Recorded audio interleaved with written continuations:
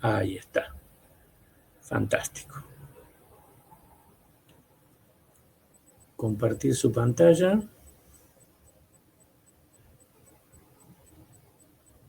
Compartir.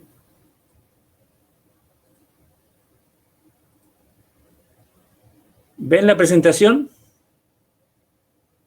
Sí, profe, perfecto. Bueno, Sí. Sí. perfecto. Sí, gracias. Entonces, la unidad 2 tiene o teoría microeconómica, tiene varios puntos. El plan económico de la unidad de consumo, la empresa como unidad de producción y el mercado, equilibrio del mercado. Y dentro de cada una de esas cosas, bueno, vemos algunos aspectos en particular. Vamos a empezar hoy por teoría de la demanda, es decir,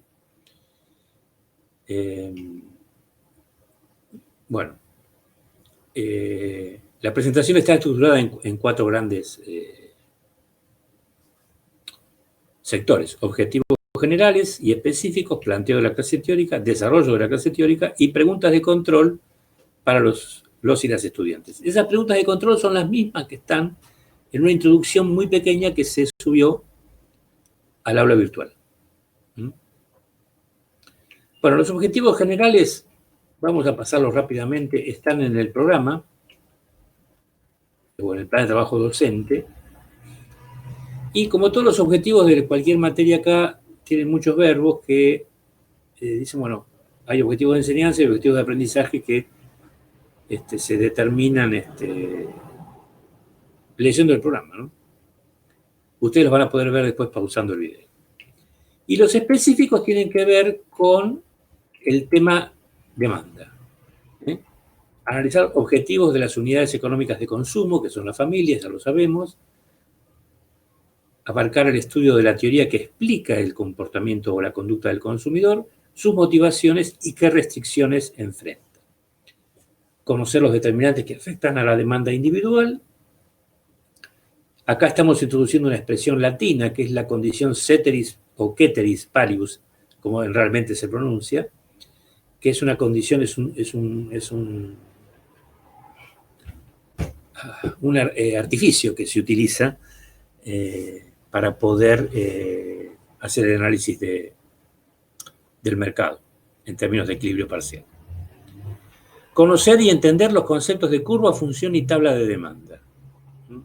Nosotros con la función, yo lo voy a presentar, pero en la parte práctica vamos a trabajar con tabla y con curva de demanda, no con función. Quédense tranquilos. Aunque voy a mostrar que no es tan difícil hacerlo. Aprender cómo construir curvas de demanda individuales y de mercado. Distinguir conceptual y gráficamente, esto es fundamental, entre variación en la cantidad demandada y variación en la demanda, porque no son la misma cosa. Ver qué relaciones hay entre lo anteriormente expresado y las clasificaciones de bienes que vimos oportunamente. Y aprender cómo se construye una curva de demanda del mercado y qué diferencias tienen los determinantes de la curva de demanda del mercado respecto a los determinantes de la curva individual. Bueno, obviamente no vamos a poder ver todo esto hoy.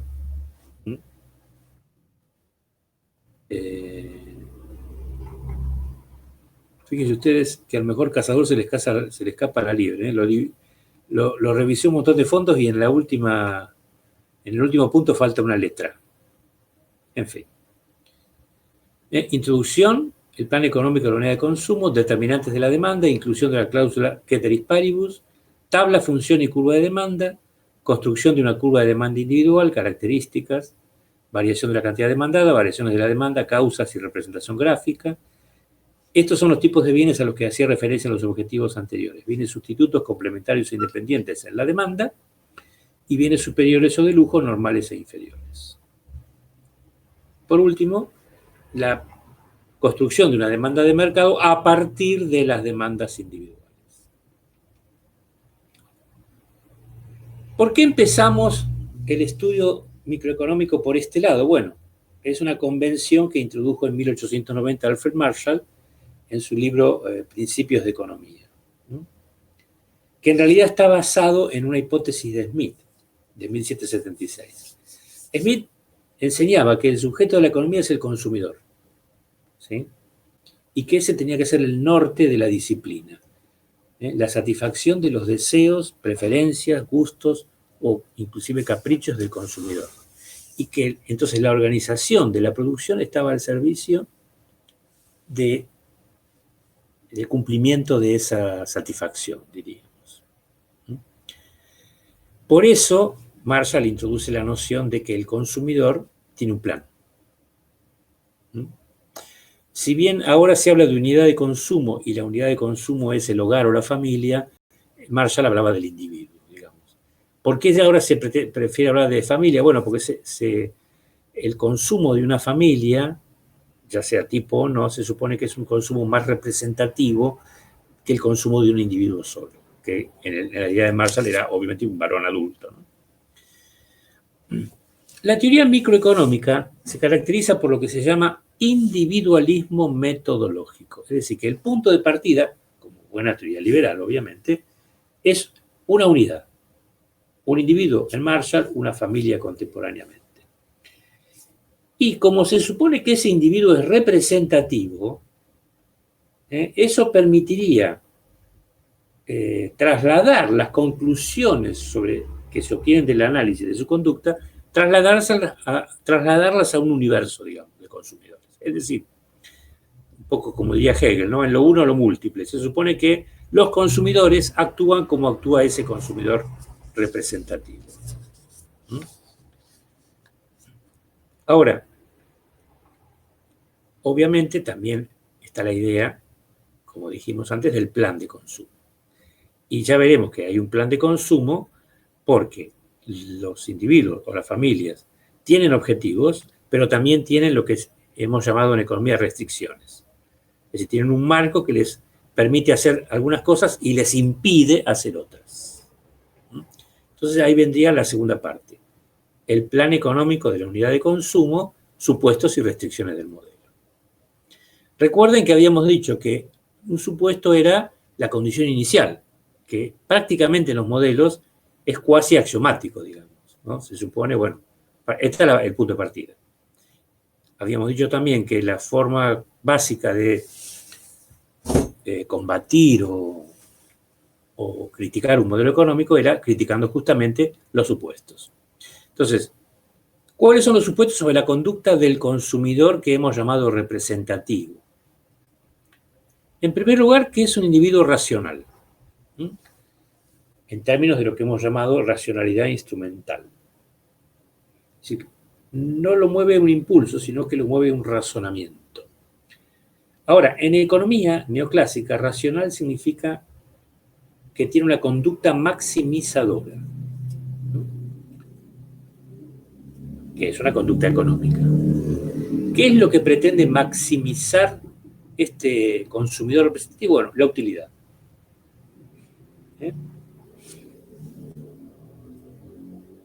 ¿Qué es la utilidad?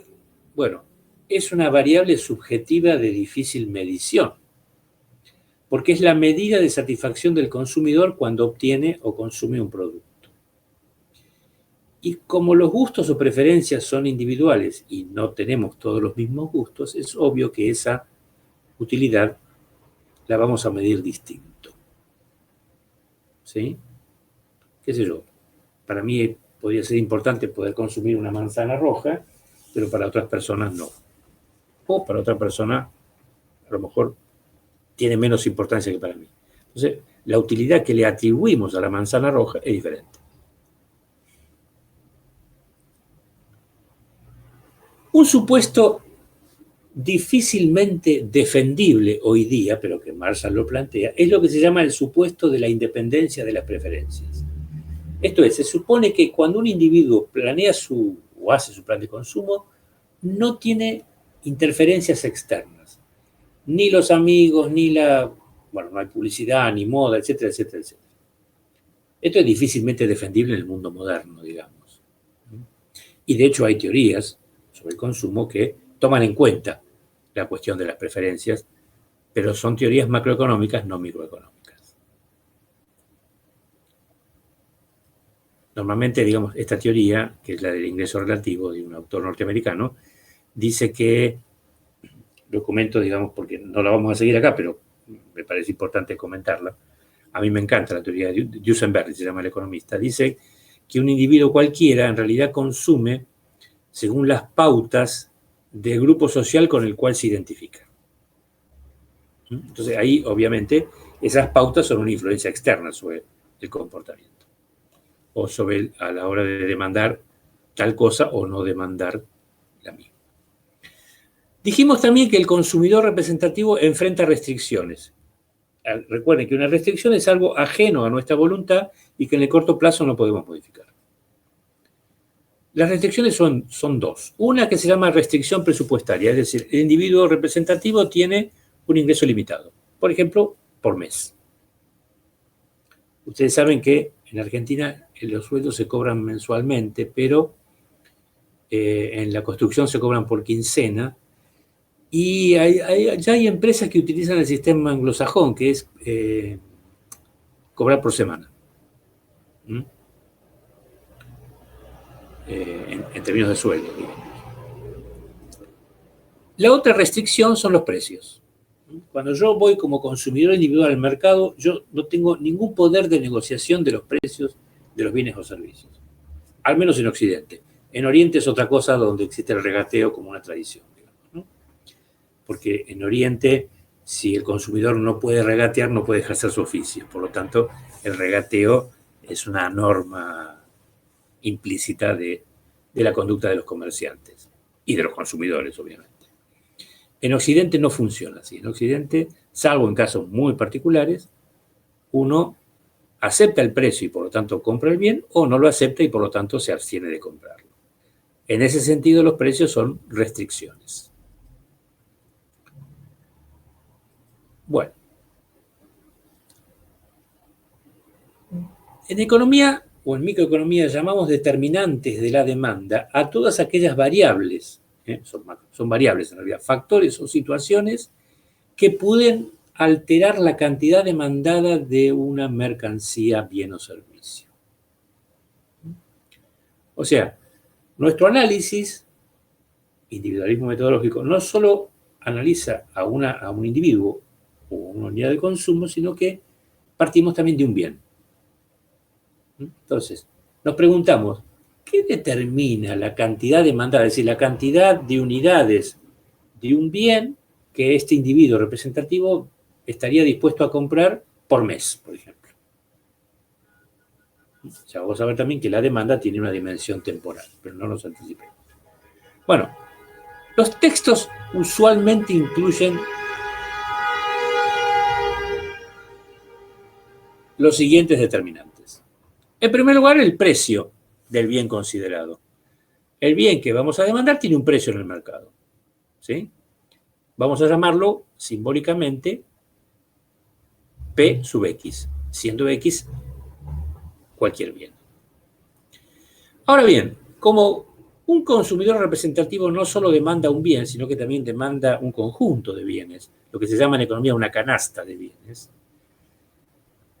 no solo toma en cuenta lo que ese bien vale o puede valer, sino que también toma en cuenta la relación que el precio de ese bien tiene con los otros bienes. Y a esto lo llamamos los precios de los bienes relacionados. Ahora, claro, ¿cuántos precios hay? Bueno, para hacerla corta, vamos a decir que el individuo, por ejemplo, el consumidor, enfrenta una canasta de bienes, que son N bienes. N es un número cualquiera en matemática. En matemática N define cualquier número. Si yo no me equivoco, el índice de precios al consumidor que se utiliza en Argentina tiene 258 bienes. Supongamos que N es igual a 258. ¿Cuáles son los precios de los bienes relacionados? Bueno, son todos los precios de los otros bienes, excepto el precio que me interesa, del bien que es separado, digamos, que estoy considerando. Por eso lo llamo así, P sub 1, es decir, precio del bien 1, P sub 2, precio del bien 2, P sub 3, precio del bien 3, hasta el precio del bien N menos 1. ¿Por qué no del precio del bien N? Bueno, porque el enésimo bien sería este, que lo he distinguido, porque es el que estoy analizando. También los gustos o preferencias del consumidor, que simbolizamos con la letra G. Es decir, el consumidor tiene una estructura de gustos determinada. Tales cosas le gustan, tales cosas no le gustan, prefiere esto o aquello. Bueno,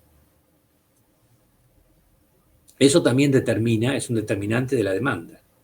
Si a mí no me gusta, qué sé yo, no me gustan los alcauciles, por ejemplo, yo no voy a comprar alcauciles. ¿Para qué lo voy a comprar si no lo voy a comer?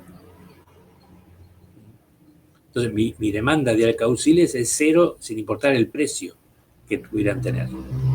O el ajo, por ejemplo. ¿Me explico? Otro determinante, ya dijimos que es una restricción, es el ingreso o renta del consumidor, que simbolizamos con la letra Y. El consumidor tiene una renta periódica, normalmente por un salario, pero podría ser otro tipo de ingreso, qué sé yo. El comerciante que tiene un ingreso derivado de la actividad comercial, o el productor agrícola, de la venta de la cosecha. Un rentista que tiene una renta que cobra mensualmente, un profesional que cobra un honorario, ¿sí? Pero bueno, eso es periódico. Y esto que se ha introducido después de Keynes, las expectativas del consumidor respecto al futuro. Es decir, ¿qué es lo que espera el consumidor que suceda en el futuro? ¿Por qué es importante este determinante? Porque según lo que él espera que pase en el futuro, decide su consumo hoy. No siempre, pero en muchos casos. Supongamos, si mi expectativa es que no vaya a conservar mi trabajo, difícilmente me meta en la compra de un bien financiado, un bien de consumo durable, por ejemplo, una heladera. Ahora, si mi expectativa es que voy a conservar mi empleo, entonces probablemente lo haga. Ese es un ejemplo de las expectativas. Normalmente los libros tienen estos 5 determinantes. Ahora, como yo me voy a salir un poco del esquema neoclásico, voy a incluir 3 determinantes más que me parece que podrían llegar a tener una importancia en la determinación de la cantidad demandada. Por un lado, la percepción de la calidad del bien en cuestión. ¿Por qué digo percepción y no calidad? Porque, bueno, no importa si la calidad del bien cambia o no. Lo que importa es que yo, como consumidor, crea que la calidad del bien en cuestión cambió. Eso es suficiente para que yo decida aumentar o disminuir la demanda la cantidad demandada de ese bien. Obviamente que Marshall no incluía la calidad como un determinante porque Marshall trabajaba con lo que llaman bienes homogéneos, que carecen de marca. Por ejemplo, el trigo es un bien homogéneo. Todos los productores de trigo venden lo mismo. Pero no sé, las medias, los pañuelos o los celulares no son bienes homogéneos. Son bienes donde la calidad ocupa un rol importante. Entonces me salgo un poco de los supuestos marshallianos básicos. Y acá me salgo ya definitivamente. La moda y la publicidad, que son factores exógenos, que yo no decido, digamos, yo lo tomo. A veces se confunden la moda o la publicidad. Claro que la publicidad es importante a la hora de determinar lo que está y lo que no está de moda. Pero, como dice otra vez el filósofo contemporáneo Toussaint, puede fallar. No es la publicidad no es todopoderosa. No es todopoderosa. Y aún los hipsters, llamados hipsters, que no siguen la moda, bueno, siguen la antimoda. Así que también ahí opera como un elemento determinante de la demanda. Recuerden que publicidad y propaganda no son la misma cosa, aunque normalmente se tomen así. Publicidad significa énfasis en productos, bienes o en marcas de bienes. O sea que la publicidad lo que pretende es que uno se enamore y adquiera cierto bien. La propaganda, en cambio, lo que pretende difundir es ideas, ideologías. No es la misma cosa. ¿Que la publicidad transmite ideología? Sí, es cierto. La publicidad también transmite ideología. La ideología consumista, por ejemplo. Pero siempre asociada a cierto bien o servicio. Son dos cosas diferentes.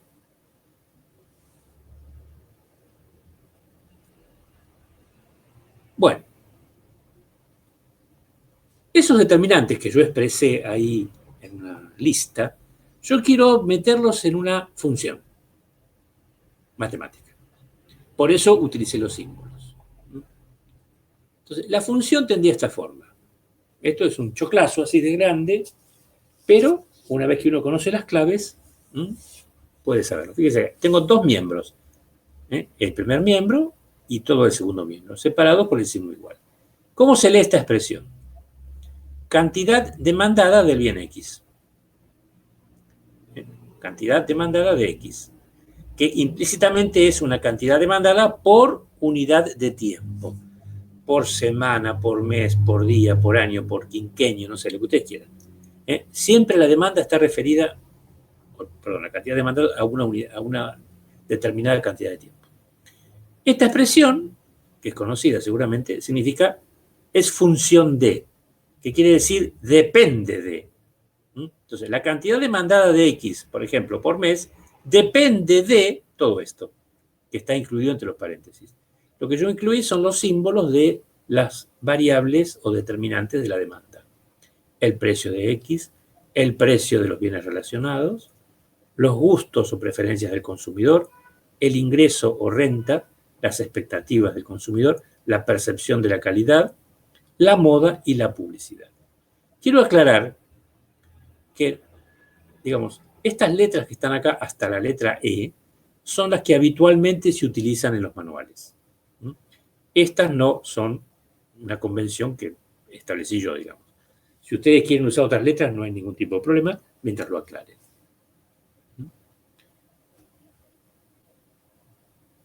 Esta función obviamente es inmanejable, porque la cantidad demandada del bien X por mes depende de, no sé, 258 precios, dijimos que hay 259, 60, 70, 71, 273 variables. Es imposible manejarla. Es imposible manejarla. Tenemos que hacer algo para que esto sea manejable. Esa expresión que aparece acá se llama función genérica de demanda. Y expresa que la cantidad demandada del bien X por unidad de tiempo para un individuo cualquiera, es decir, para el consumidor representativo, depende de ese conjunto de determinantes que ya he enumerado. ¿Por qué es genérica? Porque se limita a establecer que esta variable depende de estas variables, pero no especifica de qué forma lo hace. Bueno, no puedo trabajar con esa variable, es imposible hacerlo. Es imposible hoy, lo era imposible en la época de Marshall, cuando no había computadoras. Entonces, ¿qué utilizó Marshall? Utilizó un artificio matemático, una condición, que es suponer que durante el lapso de análisis, ese mes, todas las variables menos una no cambian. A eso lo llamamos, con una expresión latina, ceteris paribus. Ceteris paribus, esto es una AE. El profesor de latín de la facultad me dijo que yo decía ceteris paribus, él dice que en realidad se pronuncia ceteris paribus, él sabe más latín que yo. Es un latinazgo que significa manteniendo todo lo demás constante. Y fíjense ustedes, lo aplicamos a todas las variables que están envueltas en la llave. Es decir, a todas las variables o determinantes de la demanda, excepto al precio del bien. ¿Y qué importancia tiene esta? Bueno, vamos a verlo. La función que está expresada en la filmina anterior, aplicada a la condición ceteris paribus, se reconvierte ahora en una función mucho más sencilla. Donde la cantidad demandada de X por unidad de tiempo está en función o depende del precio de X. Ahí está escrito. La cantidad demandada del bien X por unidad de tiempo depende ceteris paribus o ceteris paribus del precio del bien en cuestión. Esto es, en la unidad de tiempo considerada, bajo la hipótesis de que el resto de las variables o determinantes no se alteran, esto es, se mantienen constantes, la cantidad demandada dependerá únicamente del precio del bien. Esto sigue siendo una función genérica, porque también me dice que esta cantidad depende de esta, digamos, que esta variable depende de esta, que es Ceteris. Si doy un paso más, yo quisiera establecer de qué forma depende. Hemos dicho ya que la relación entre variables puede ser directa o inversa. Es directa cuando ambas crecen o decrecen a la vez, es inversa cuando a medida que una crece, la otra decrece. Bueno, parece razonable suponer, aunque hay motivos económicos para pensarlo, que manteniendo todo lo demás constante, el consumidor representativo estará dispuesto a demandar más unidades del bien X en la medida que el precio disminuya. O si ustedes quieren, en la medida que el precio aumente, el consumidor representativo estará dispuesto a demandar cada vez menos unidades del bien, manteniendo todo lo demás constante. Entonces, eso se suele expresar matemáticamente poniendo el signo menos. Esto significa que hay una relación inversa entre precio y cantidad.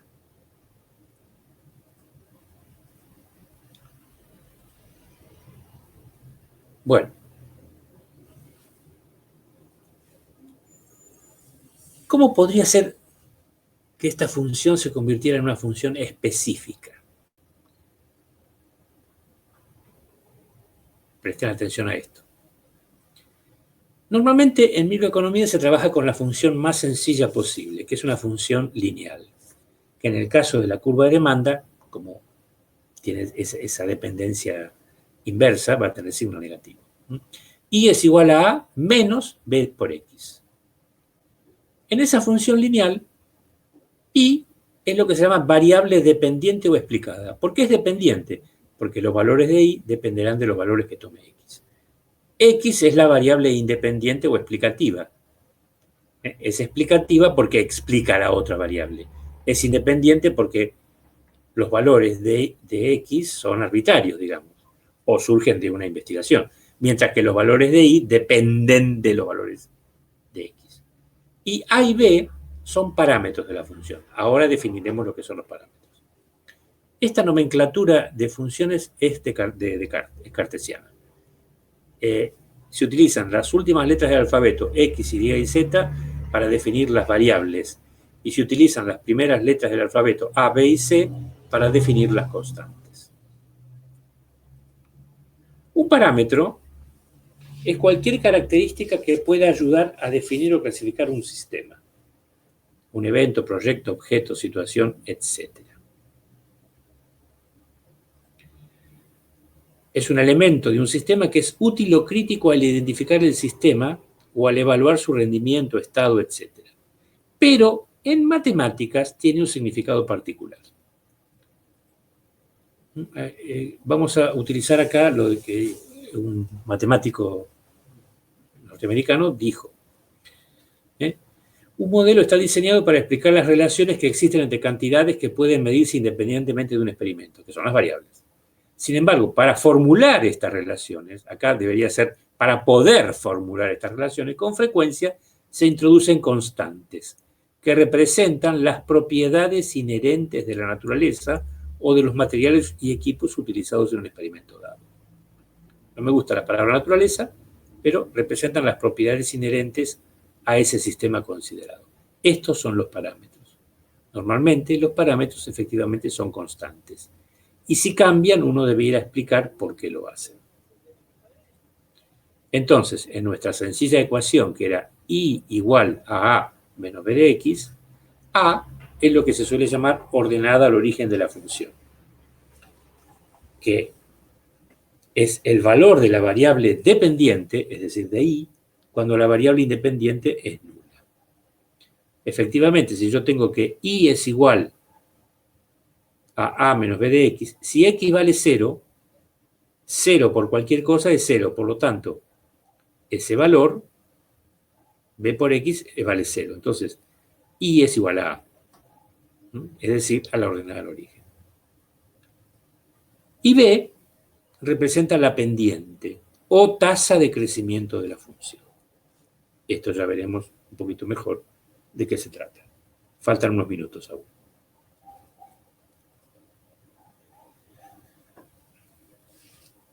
La misma información respecto a la demanda puede ser proporcionada por una función matemática, por lo que se llama tabla o por lo que se llama curva de demanda.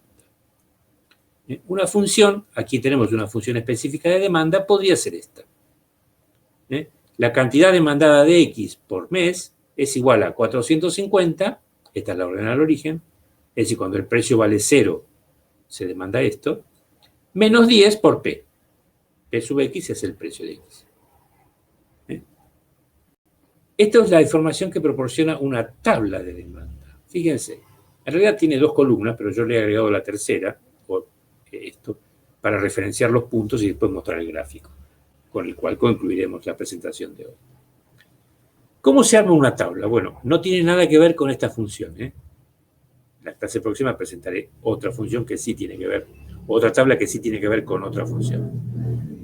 Pero se supone que para cada nivel de precios, la cantidad demandada tiene un valor. Fíjense ustedes cómo, obviamente ceteris paribus, ¿no? Como aquí muestro que a medida que el precio es menor, la cantidad demandada es mayor. O si ustedes quieren, a medida que el precio va subiendo, de 0 a 100, la cantidad demandada va disminuyendo. Por último, esta información puede ser proporcionada por una curva de demanda. Ahí me apuré a apretar el mouse. Bueno, en un gráfico de coordenadas cartesianas. Tenemos dos variables, tenemos el origen de coordenadas. Y yo ya sé que el precio debería ir acá.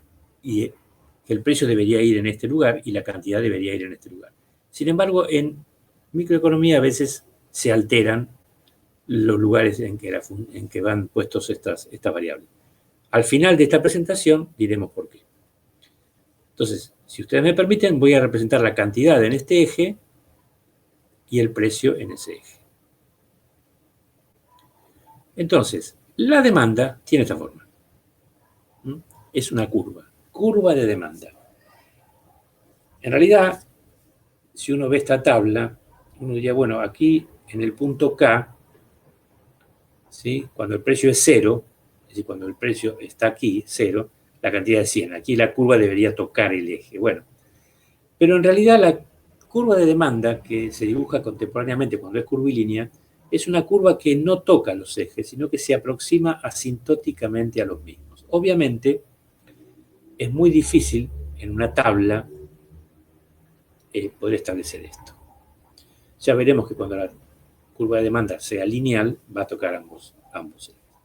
Bueno, y para terminar la conclusión, la presentación en algún punto importante. Esta tabla que está acá se traduce en un gráfico. Bueno, no, perdónenme, me había olvidado que introduje esta filmina.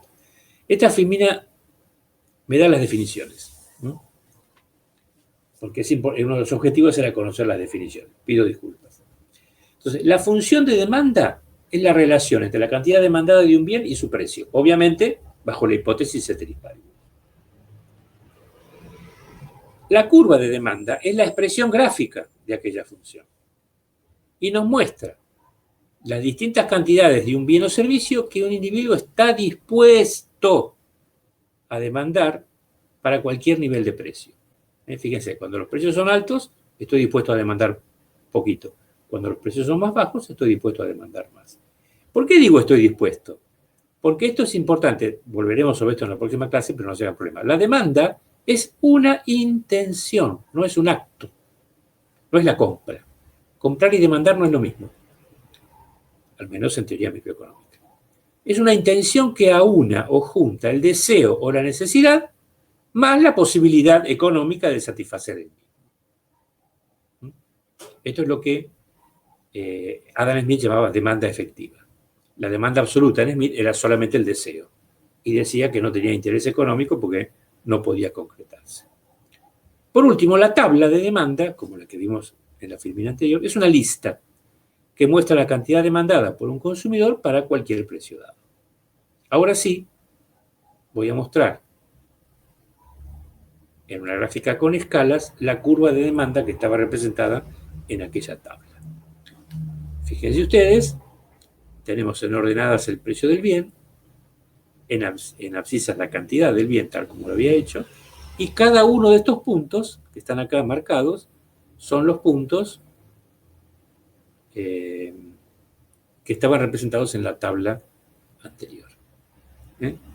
Y aunque acá toca obviamente el eje, acá, bueno, se aproxima asintóticamente al mismo. Esta es la curva de demanda representada en, o mejor dicho, es la traducción gráfica de la tabla de demanda que habíamos mostrado previamente.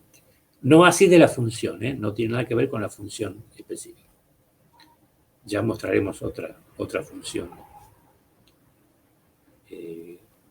Ya mostraremos en la clase que viene una función que se expresa en una tabla y que se traduce en una gráfica. Y explicaremos el procedimiento para hacerlo, que también estaba entre los objetivos. Bueno, ahora sí, son las 8, es el tiempo justo para concluir la presentación aquí y escuchar lo que ustedes tengan para decir.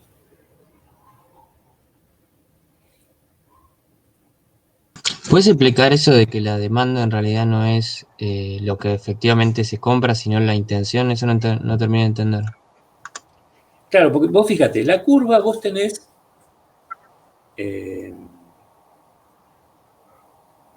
digamos, acá tenés precios posibles para el bien, ¿sí?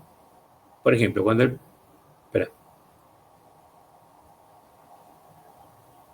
el precio es 100 se demanda 1, cuando el precio es 80 se demanda, no sé, 5 creo que era.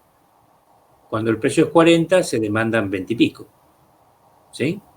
Ahora, ¿cuánto es lo que vos vas a comprar efectivamente? Y dependiendo del precio, ¿no? O sea, si sale cero, un Pero montón, y si sale mucho, poco. acá tenés un montón de precios, ¿sí? Sí, Pero estos son precios posibles. Pero vos, ¿dónde haces tus compras? no sé, poner en un supermercado. En un mercado. Muy bien, ¿dónde está el mercado representado acá? No lo está. Mm. ¿Mm? Para que haya un mercado, la curva de demanda del mercado tiene que relacionarse con la curva de oferta del mercado. Ya llegaremos a eso. Lo que nosotros estamos haciendo es analizar los planes por separado, primero de los consumidores y después de los productores. ¿Sí? Para que la intención de demanda se materialice en una compra, es decir, pasar de la intención al acto, como dicen los psicólogos, eso se da en un mercado. Y ahí dependerá del precio. Bueno, entonces, si vos tenés tu plan más o menos estructurado, vos decís, bueno, a ver, ¿cuánto vale el kilo de manzanas rojas? No sé, 60, 70, 80 pesos. Bueno, compro un kilo, compro medio, compro 2 kilos. ¿Sí? Ahí tomas la decisión, pero en el mercado. Pero entonces no sería más lógico invertir la variable dependiente con la independiente. La curva tendría la misma forma. Sí, pero yo voy a comprar la cantidad según el precio del bien y la calidad. Acá hay algo que no estamos contemplando, que es, bueno, yo puedo comprar 1 kilo de manzana Pero o perdón, dos. ¿qué estamos suponiendo respecto a la calidad? Que se mantiene constante, digamos. Claro. Sí, claro, ceteris paribus. Sí. Pero yo invertiría, pondría el precio como la variable independiente y la cantidad como variable dependiente. Es que, a ver, desde el punto de vista de la función sigue siendo así. Sí, sí. Lo que se cambia es la representación gráfica.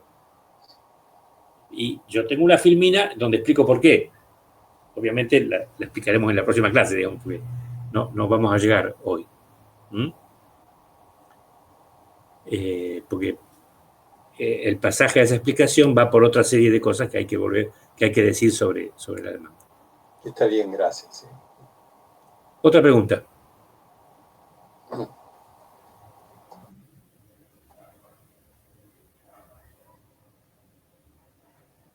Bueno, ya les estoy robando mucho tiempo. Bueno, jóvenes, ¿les parece bien terminar acá? Sí, por mi parte muy bien y muchas gracias.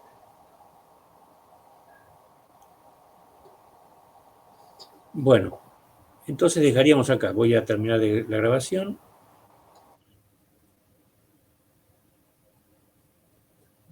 Detener grabación.